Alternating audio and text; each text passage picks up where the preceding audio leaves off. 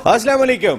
All out में Naseem Rajput metro one news के तमाम नाजरीन से मुखातिब है। पीसी बोर्ड ऑफ गवर्नर्स में तब्दीली लाहौर हाई कोर्ट में चैलेंज कर दी गई। इससे पहले जो मैनेजमेंट कमेटी का आखिरी दिन था पाकिस्तान क्रिकेट बोर्ड हेडक्वार्टर में, उन्होंने एक गवर्निंग बोर्ड तश्कील दिया था। उस गवर्निंग बोर्ड में कराची, लाहौर और उसके साथ पेशावर और रावलपिंडी रीजन्स शामिल थे। लेकिन और जो डिपार्टमेंट भी जो 4 शामिल किए गए थे उसमें वापडा, KRL, सुई सौदरन और सुई नादरन की टीमें के नुमाइंदे शामिल थे, डिपार्टमेंट्स के नुमाइंदे जो इससे पहले मैनेजमेंट कमेटी ने तश्कील दिया था। लेकिन ज़का अशरफ साहब आ रहे हैं और उनकी ईमा पर जो इस वक्त इस पाकिस्तान क्रिकेट बोर्ड की जिम्मेदारियां अंजाम दे रहे हैं इलेक्शन कमिश्नर मियां शहजाद फारूक राना साहब, उन्होंने एक प्रेस रिलीज जारी किया जिसमें गवर्निंग बोर्ड में तब्दीली की गई। उसमें डेरा मुराद जमाली, लाड़काना, भावलपुर और हैदराबाद को शामिल किया गया। डिपार्टमेंट में भी कुछ तब्दीलियाँ हुई थी। उन डिपार्टमेंट की बात करें तो नेशनल बैंक और स्टेट बैंक सुई नादरन और सुई सदरन के साथ शामिल थे। जो वजह बनाई गई है अपील में वो ये है कि, और अपील किसी और ने नहीं कही बल्कि मैनेजमेंट कमेटी के रुकन, जो इससे पहले मैनेजमेंट कमेटी थी उसके फ़ाल रुकन शकील शेख साहब जो इस्लामाबाद रीजन के प्रेसिडेंट भी हैं, उन्होंने ये अपील दायर की है लाहौर हाई कोर्ट में, जो पटिशन दाखिल की है। और उनके साथ गुलजादा साहब जो पेशावर रीजन के प्रेसिडेंट हैं और इससे पहले जो गवर्निंग बोर्ड बनाया गया था वो गवर्निंग बोर्ड के मेंबर बन गए थे क्योंकि उसमें पेशावर शामिल था। तो ये 2 लोग अदालत चले गए हैं अब और इनका मौक़िफ़ यही है कि इस्तेहकाक गवर्निंग बोर्ड बनाने का हाथ में था मैनेजमेंट कमेटी के और वो अपना काम मुकम्मल करके गई थी। तो फिर मैनेजमेंट कमेटी के काम में ये मुदाखलत है अगर गवर्निंग बोर्ड तब्दील किया जाता है क्योंकि ये इस्तेहकाक सिर्फ उनका था। हम कोशिश कर रहे हैं शकील शेख साहब टेलीफोन लाइन पर आ जाएं क्योंकि कल लाहौर हाई कोर्ट में समाअत होने जा रही है, लेकिन वो फ़ोन नहीं उठा रहे हैं क्योंकि ज़ाहिर है अब कल अदालत के मामलात होंगे तो उसकी तैयारियों में लगे होंगे।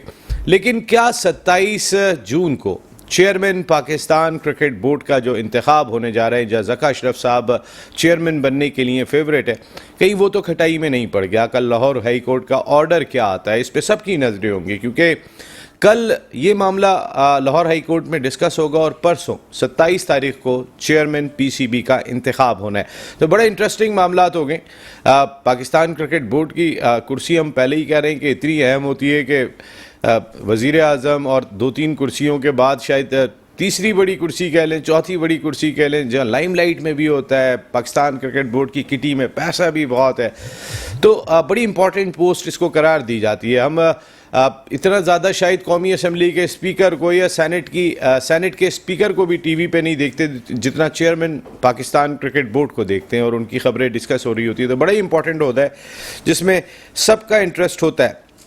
और इमर्जिंग एशिया कप, उस पर भी बात करेंगे। पाकिस्तान टीम का ऐलान कर दिया गया है, 8 टीमें पार्टिसिपेट कर रही हैं। 15 मैचेस श्रीलंका में खेले जाएंगे और ये मैचेस 14 से 23 जुलाई तक मुनक्किद होंगे। तो फिर जुलाई में ये इवेंट हो रहा है जहाँ से हमें टैलेंट जो है वो दिखाई देगा अपना इमर्जिंग। उसके बाद सितंबर में प्रॉपर एशिया कप होगा जब पाकिस्तान की सीनियर टीम पार्टिसिपेट करेगी। इस टीम में भी कई सारे वो प्लेयर पार्टिसिपेट कर रहे हैं मोहम्मद हारिस की क़यादत में, कि जो शायद टेस्ट क्रिकेट भी खेल चुके हैं, वनडे क्रिकेट भी खेल चुके हैं, T20 क्रिकेट भी खेल चुके हैं। इस तरह के प्लेयर जो है वो इमर्जिंग टीम का हिस्सा हैं।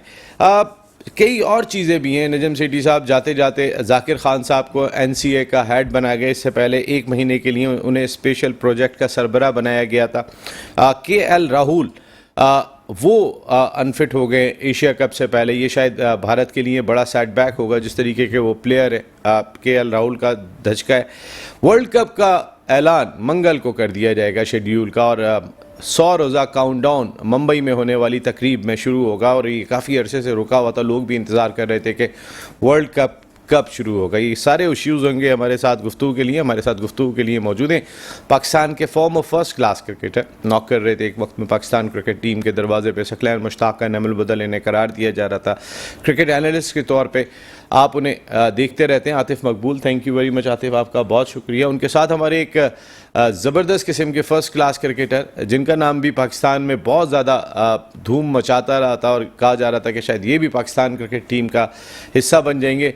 मुझे नहीं पता इससे पहले किसी और शो में बैठे हैं, लेकिन हमारे शो में पहली मरतबा आए, हम उन्हें वेलकम करते हैं अफसर नवाज़ को। थैंक यू वेरी मच अफसर, आपकी आमद का बहुत शुक्रिया। हमारी बहुत कोशिश है कि शकील शेख साहब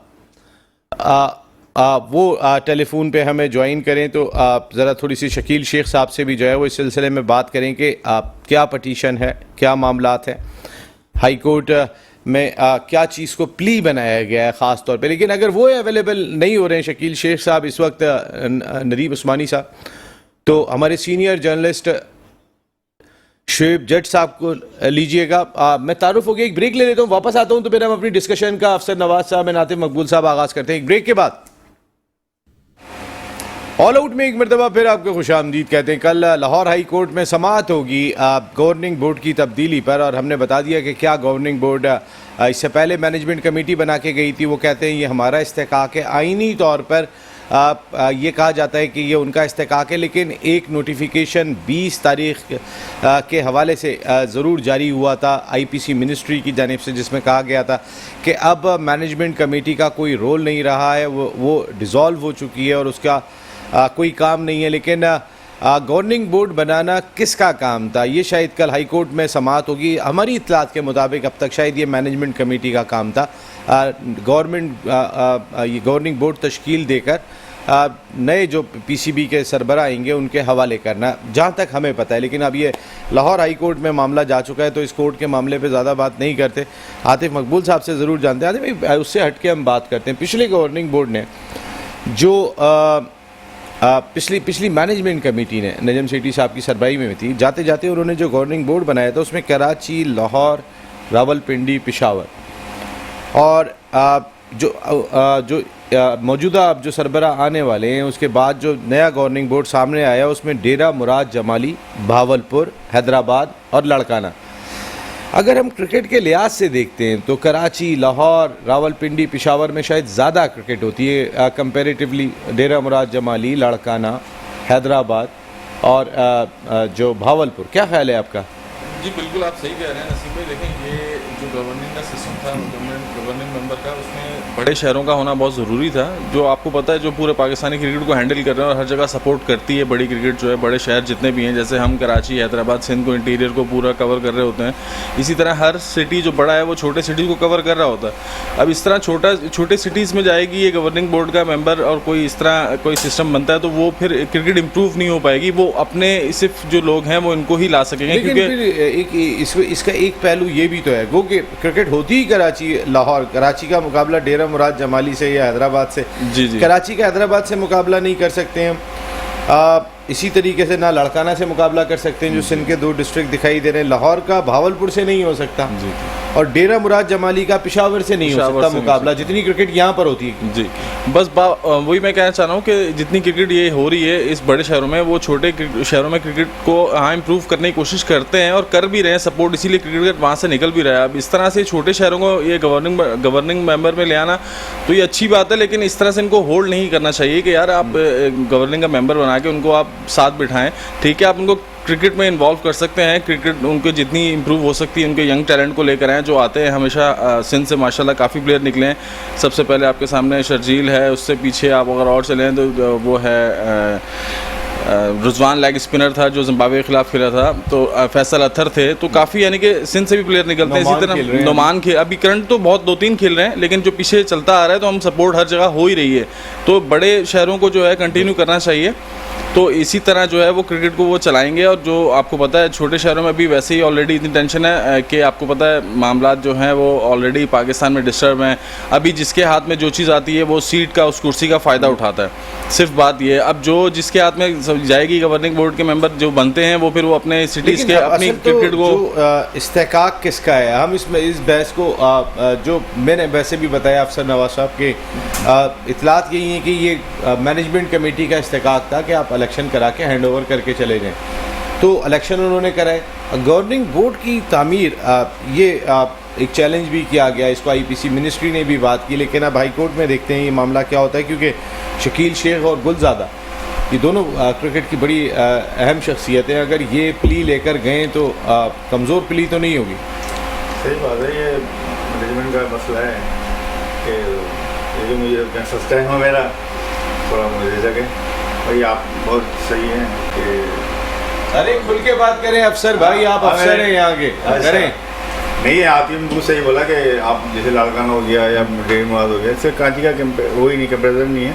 आपको जैसे हैदराबाद की टीम थी, कराची की टीम थी, आप कराची की टीम बढ़ा लेते आप, उसमें ये होता है कि कराची पे 2 टीमें खेलती हैं फर्स्ट क्लास क्रिकेट, उससे हम लोगों को फ़ायदा हुआ हमारे क्रिकेटरों को, क्योंकि जब हम लोग खेलते थे क्रिकेट, जब 2 टीमें होती थी तो लड़के आपस में डिवाइड हो जाते थे, तो टैलेंट निकलता था कराची से। क्योंकि आप देख लेंगे पंजाब से लड़के आ रहे हैं, जो सिंध से आ रहे हैं, वो कराची से खेल रहे हैं। क्लब क्रिकेट हो गई, जितनी क्रिकेट हो गई सिर्फ कराची में आके खेल रहे हैं और कहीं से नहीं खेल रहे।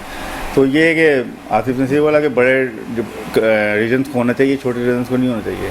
आतिफ भाई, बड़े रीजन्स को होना चाहिए, आप ये बात कह रहे हैं। आप दूसरी चीज़ ये भी बताइएगा कि अगर हम ये गवर्निंग बोर्ड को कंपेयर करते हैं, दोनों गवर्निंग बोर्ड को देख लेते हैं, तो इसमें डेरा मुराद जमाली के मेंबर अगर आते हैं, आके बैठते हैं, और मैं क्या एक इसका एक पहलू ये भी तो है ना, छोटे शहर डेरा मुराद जमाली, भावलपुर, हैदराबाद, लाड़काना, यहाँ की क्रिकेट अच्छी हो जी, हमारा गवर्निंग बोर्ड का मेंबर, क्या गवर्निंग बोर्ड के मेंबर से क्रिकेट बेहतर हो जाएगी? मेरा ख्याल है इससे कोई इतना फर्क पड़ेगा ही नहीं। गवर्निंग बोर्ड से कोई ताल्लुक ही नहीं। गवर्नमेंट बोर्ड में तो जो लोग हैं वो एस्टेब्लिशमेंट के लोग होते हैं, उससे क्रिकेट के ताल्लुक ही नहीं। क्रिकेटर तो होते ही नहीं है, क्रिकेटरों को होना चाहिए। गवर्निंग बोर्ड मेंबर जो होना चाहिए वो क्रिकेटर्स को होना चाहिए, रीजन्स में हो या गवर्निंग बोर्ड में प्लेयर को होना चाहिए, क्योंकि प्लेयर को पता होता है। ज़बरदस्त आपने बात की है कि अगर इनमें मैं किसी को क्रिकेट खेलता हुआ देखता हूं तो वो नदीम उमर साहब हैं, जो कराची के प्रेसिडेंट हैं, जो अभी भी क्रिकेट खेलते हैं। थोड़ी बहुत अगर उनको वेटरन्स या वर्ल्ड कप खेलने या इस तरह के प्लान करते रहते हैं, और बाकी तो मेरे ख्याल है इनमें से शायद कोई भी क्रिकेट नहीं खेलता। हाँ, सही बात है। क्रिकेट खेलने की बात करें और कोई क्रिकेटर नहीं है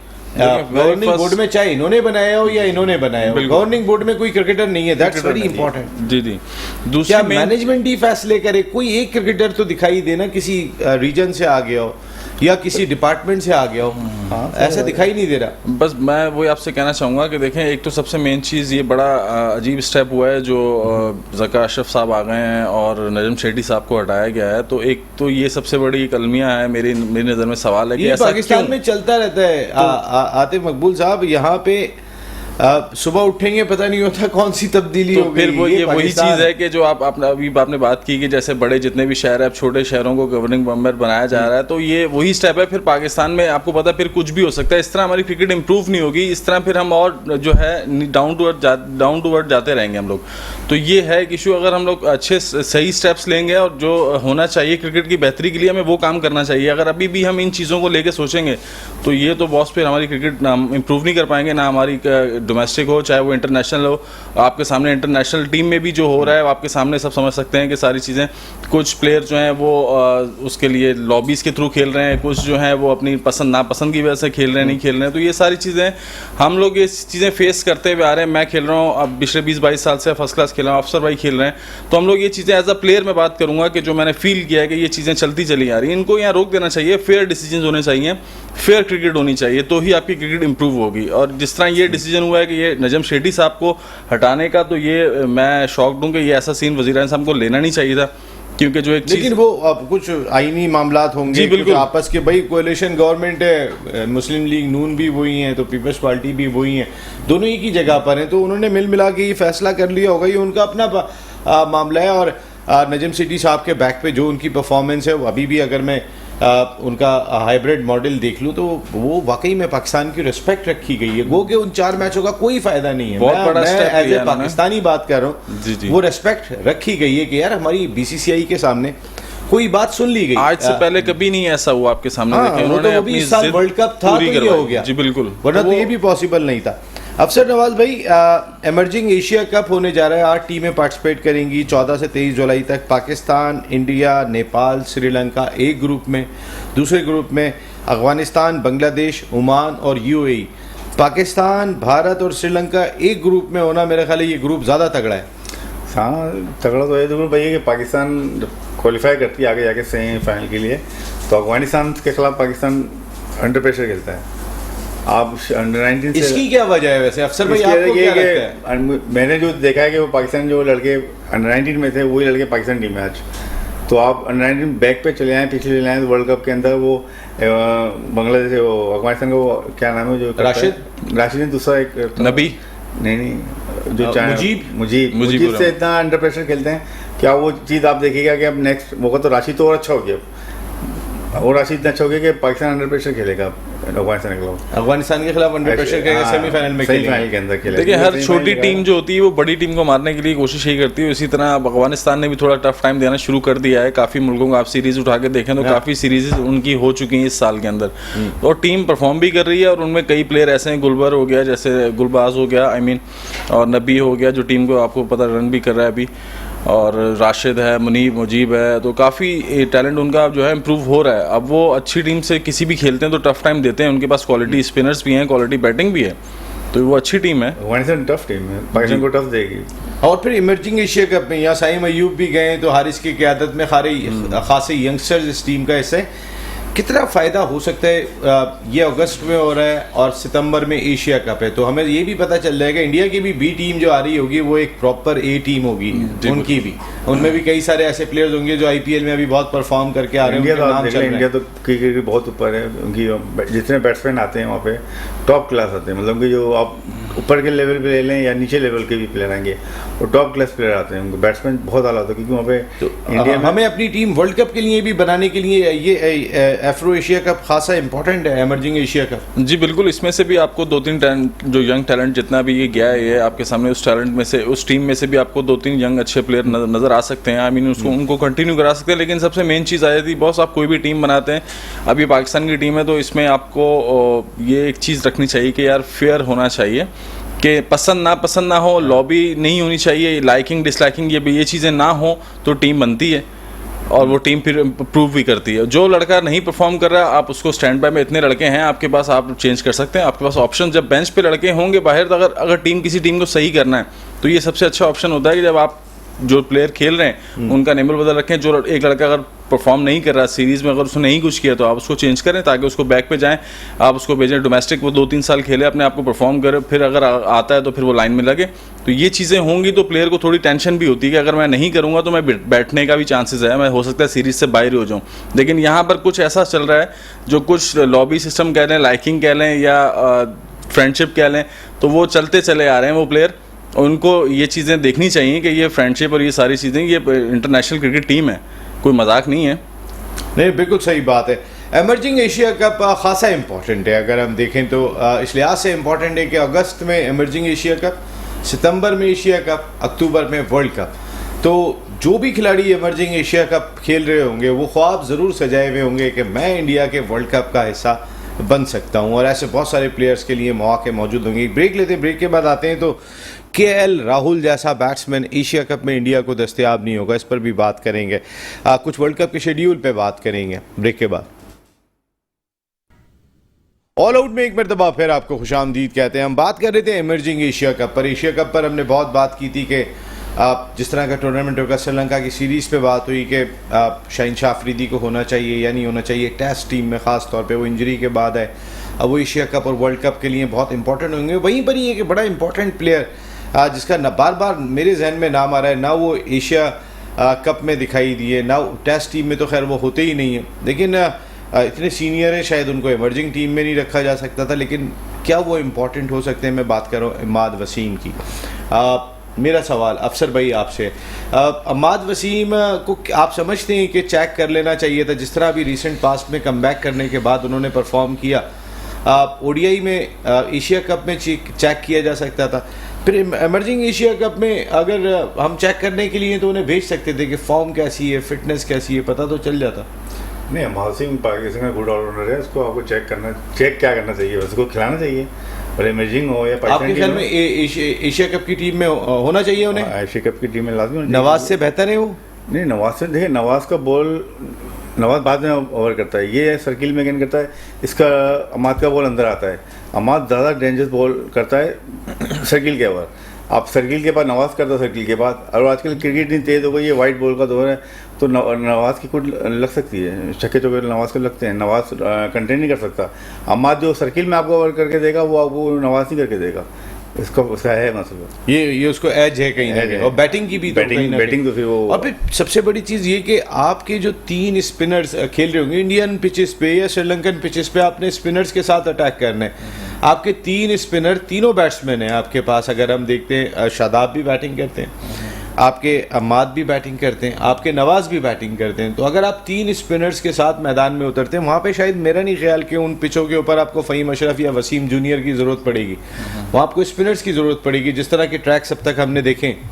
देखें नसीम भाई, बात यह है कि अभी जैसे कोई भी फर्स्ट क्लास का सीज़न होता है या PSL होती है या कोई भी PCB का ऐसा इवेंट होता है और कोई लड़का उसमें परफॉर्म करता है तो वो अपनी जगह पाकिस्तान टीम में बनाता है, या वो कोई लड़का अगर खेल रहा है उस कमबैक के लिए तो वो अपनी टीम वापस टीम में जगह बनाने की कोशिश करता है। तो अभी आप देखें रिसेंटली अभी जो PSL हुई है उसमें माशाल्लाह इमाद वसीम ने बहुत अफगानिस्तान के खिलाफ वापस उनका जो इमाद वसीम ने बहुत अच्छी एक्स्ट्रा ऑर्डिनरी इनिंग्स भी खेली हैं। बॉलिंग में ब्रेक थ्रू तो वो देता ही है, नया बॉल प्ले बहुत अच्छा बॉल करता है। यानी कि मुझसे खुद, यानी कि जब वो बहुत छोटा था तो मुझसे वो सीखता था स्पिन के आते पे इतना बड़ा ब्रेक कैसे करते हैं, तो मैंने उसको 2007 में 2006 में वहाँ गाइड भी किया था। ज़्यादा ब्रेक तो नहीं करता, तो थोड़ा सा ही करता है, बस वो एक उसका एक्शन ऐसा है जिसमें वो ब्रेक नहीं कर सकता, लेकिन बस उसका आर्मर अच्छा होता है और जगह उसकी सबसे बहुत अच्छी है। तो जगह बहुत अच्छी जी, अभी जैसे रिसेंटली आप देखें जो 2-1-2 सीरीज़ें हुई हैं उसमें आप एक चीज़ एक नोट करें कि जैसे अगर शादाब जो है वो पूरे 4 ओवर कर रहा है और इमाद वसीम 1 ओवर 2 ओवर कर रहा है, वो भी लास्ट में खानापुरी के लिए कि हाँ यार आखिरी 1-2 ओवर करवा लिए, ठीक है। अब इमाद वसीम की क्वालिटी क्या है कि जब भी वो खेला है वो उससे नया गेंद ही करवाया गया है, क्योंकि नए बॉल से उसने ब्रेक थ्रू दिया है हमेशा। इंडियन पिचेस पे, श्रीलंकन पिचेस पे आपको इस तरह का स्पिनर चाहिए होगा, और उसका एक्सपीरियंस है सबसे मेन चीज़ है। और जब भी उसको नया बॉल मिला उसने परफॉर्म किया है, और बैटिंग में और अभी उसने PSL में शो भी किया है। अभी यही कुछ प्लेयर जो आपने PSL से निकाल के किए हैं कि यार उनको, जैसे साइम हो गया और हारिस हो गया और बहुत से 1-2 और प्लेयर हैं जिनको आप टीम में लाना चाह रहे हैं, वो क्या है कि PSL प्लेटफॉर्म से आ रहा है ना, तो उसने भी PSL प्लेटफॉर्म पे अपनी परफॉर्मेंस का वो दिखाया है, बैटिंग और बॉलिंग दोनों से। तो अब वो टीम में आने के बावजूद उसको अगर सपोर्ट नहीं हो रही, बात वही आई थी सर के फ्रेंडशिप, लाइकिंग, डिसलाइकिंग। अब वही 3 आपने प्लेयर बताएं कि जैसे शादाब है और इमाद वसीम है और नवाज है। तो अब आप देखें शादाब और नवाज जो खेल रहे हैं उनकी कोई भी एक्स्ट्रा ऑर्डिनरी परफॉर्मेंस नहीं है अभी तक। आप उठा के देखें तो वो अगर किसी से परफॉर्म, शादाब है तो किसी से इम्पोर्टेंट, आप उसको बाहर नहीं कर सकते। क्या ख्याल है आपका अफसर भाई? सही कह रहे हैं, शादाब को शादाब फील्डिंग में आपको देखें बैटिंग का ऑप्शन है, बैटिंग अच्छी करता है। अच्छा, फिर दूसरी चीज़ एक और हमारे पास जो एक और फैक्टर है वो इफ्तिखार और आगा सलमान की सूरत में कि बैटिंग भी करते हैं और ऑफ स्पिन भी कर लेते हैं। तो हमें हमारे पास ये वाला ऑप्शंस बहुत तगड़े दिखाई दे रहे हैं, अच्छे बैटिंग कर लेते हैं वो सारे के सारे। जी बिल्कुल, वही बात मैंने भी की कि देखें उसने अभी परफॉर्म भी किया है। अब उसको टीम में आने के बाद अगर उसको मौका टाइम पर नहीं मिलेगा या आप उससे बॉल टाइम पर नहीं करवाएंगे तो फिर वो लड़का परफॉर्म कैसे करेगा? कप्तान के हाथ में है किसी से परफॉर्म करवाना। भाई कप्तान तो चाहेगा एशिया कप और वर्ल्ड कप जीतना। तो एशिया कप में आपकी वही बात आती है कि बेस्ट टीम जो है, अगर अब वो सीन हो के जैसे अगर आप कोई भी सीरीज खेलते हैं और किसी को मौका मिलता है वो परफॉर्म नहीं कर रहा, तो आपके पास बैकअप पड़ा हुआ है। आप जरूरी क्यों है कि आप उसी को लेकर जाएं या उसी पे ही आप उसको चांस देने का सोचें? तो आप बैकअप है तो आप चेंज कर सकते हैं। आपके पास एशिया कप है, जो एशिया कप में परफॉर्म नहीं कर रहा, आप वर्ल्ड कप की टीम आप उसी हिसाब से बनाएं। मेरा तो यही मशवरा है। और अगर टीम जितानी है और टीम जीतने वाली बनानी है तो आपको ये स्टैंड लेना पड़ेगा कि ये लाइकिंग डिसलाइकिंग और ये जो चीज़ें हैं ये सियासत ही ख़त्म करनी पड़ेंगी। हमारे नए कोचेस भी हैं जो हमारे जो डोमेस्टिक के भी हैं या PCB के जो भी हेड कोच वगैरह चल रहे हैं, तो उनको ये चीज़ सोचनी चाहिए कि सिलेक्शन जो है वो फेयर होनी चाहिए। जो लड़का परफॉर्म कर रहा है डोमेस्टिक में भी, जो लड़का किसी इवेंट में परफॉर्म कर रहा है, आप उसको उसी हिसाब से उसको कंसीडर करें। जो थोड़ा थोड़ा ऊपर बढ़ता चला जाएगा, इसमें कोई शुबा नहीं। मैं अम्माद को वैसे ही सोच रहा था कि अम्माद जिस तरह तगड़े दिल के प्लेयर है, पिछला वर्ल्ड कप हमें याद है अफगानिस्तान के खिलाफ मैच फंस गया था, उन्होंने बैटिंग से वो मैच निकाल दिया 50 करने के बाद, तो बड़ी इंपॉर्टेंट है। फिर सरफराज की भी मैं थोड़ी सी बात करूंगा। अभी टेस्ट सीरीज़ खेलने जा रहे हैं सरफराज जिस तरह स्वीप्स वगैरह खेलते हैं, कट वगैरह खेलते हैं, जो स्पिन ट्रैक्स होंगे, जो उनका अपना अंदाज है ना, नवाज आप समझते हैं कि सरफराज और अपने एक्सपीरियंस की वजह से आप 2 विकेट कीपर के साथ जाएं और दूसरा सरफराज और रिजवान के साथ तो बेहतर होगा? नहीं, जैसे 2 तो विकेट कीपर होने चाहिए थे। रिजवान वैसे हैच करने के बाद वो आया था, उसको रेस्ट करा सकते थे कि भाई आप इस सीरीज आप रेस्ट करो, सरफराज को खेलने दो, कि आप सरफराज को मैच खेलना है। परफॉर्म किया हुआ है लास्ट सीजन में, टेस्ट सीरीज में ज़्यादा बेहतर परफॉर्म किया हुआ है, तो सरफराज को खिलाते हैं। अब ये कि रिजवान 2 विकेट कीपर लेके जा रहे हैं तो रिजवान को एज ए बैट्समैन खिलाना पड़ेगा इनको। तो एज ए ये प्रेशर कहीं डेवलप करने की भी सूरत होती है हाँ। कि सेट जिसको नहीं होने देना। जी जी तो बिल्कुल किस वैसे ही है। पाकिस्तान की आप अगर वो सरफराज का टाइम देखें जब एशिया चैंपियनशिप जीते हम लोग, तो उसमें सरफराज कप्तान था और 3 साल उन्होंने रिजवान को टीम से बाहर नहीं उन्होंने दिया लॉबी ने। आप ये चीज़ देखें, चैंपियंस ट्रॉफी जब जीते हैं जी उस टाइम हर टूर पे रिजवान साथ है। अगर सरफराज का कहीं पे भी कोई प्रॉब्लम होती है, सरफराज अगर साथ होते हैं तो इसके अंदर कोई ये टीम के लिए बेहतर होगा। अगर देखिए रिजवान और सरफराज दोनों भी अगर मिडिल ऑर्डर में आपके हैं तो भी दोनों स्पिनर्स को अच्छा खेल लेते हैं। मेरी अपनी जाती राय में ये बहुत कम, राशिद और मोइन भी खेलें। हाँ, ये अगर दोनों आप खेलते देखेंगे हैं। भाई बैरिस्टो और बटलर भी खेल रहे होते हैं। अब बस ऐसा होता है। चलिए जरा खत्म होने का टाइम है, जरा मैं अफसर भाई से एक और चीज़ पूछूँ बैट्समैन से। केएल राहुल एशिया कप में नहीं होंगे, आप इंडिया का कितना बड़ा नुकसान है? नुकसान तो है उनका काफ़ी टाइम से वो खेल रहे हैं और परफॉर्मर हैं, सर्किल में वो अच्छा खेलते हैं, पर ये कि इंडिया को कोई नुकसान नहीं है। मेरे अपने क्रिकेट का, क्योंकि मुझे पता है कि इंडिया के अंदर केएल राहुल दूसरा आ जाएगा। मतलब जो भी उनकी तरफ से खेलेगा ना वो केएल राहुल ही होगा, तो उनको कोई फ़र्क नहीं पड़ता इंडिया को कि उनको कोई प्लेयर अनफिट हो गया, कि इंडिया का बैकअप बहुत अच्छा है बैटिंग का।